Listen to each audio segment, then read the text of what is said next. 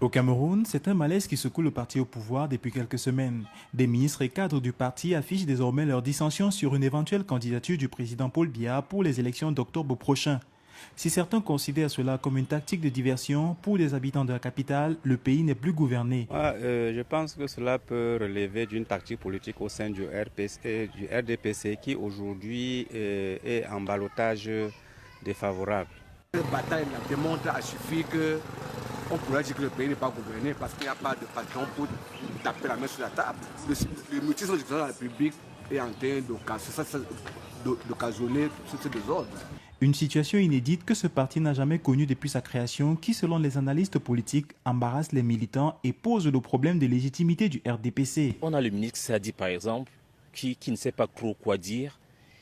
On a le ministre Jean Famen Dongo qui essaie de rassurer. Mais en réalité, les Camerounais ne sont pas dupes par rapport à ça. Et mieux encore, les militants de leur propre parti ne savent pas à quel sens se vouer. Et ce qui est de plus dangereux dans ce genre de situation, c'est que tout repose sur un seul homme. Et on est à même de se demander, quand on est dans ce genre de situation, est-ce que ce genre de parti a encore la légitimité de parler au nom du peuple?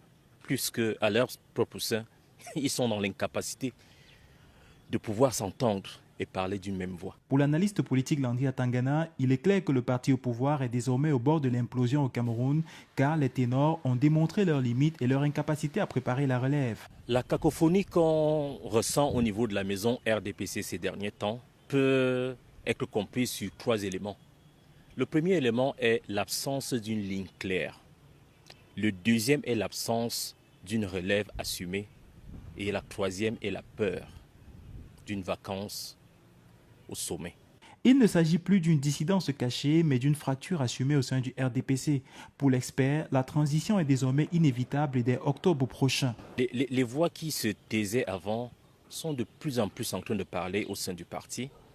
Et on est passé d'une dissidence cachée à une fracture assumée. Les partis d'opposition, les anciens qui étaient dans l'alliance hier, ont décidé de reconfigurer la scène politique au Cameroun. On est actuellement dans une situation où on a une transition, qu'on le veuille ou pas, au sein du pays. Pour les observateurs, la rupture des alliés historiques du RDPC et cette situation devrait donner à l'opposition l'ultime chance de sortir le Cameroun de 43 ans de règne sans partage du parti au pouvoir en octobre prochain.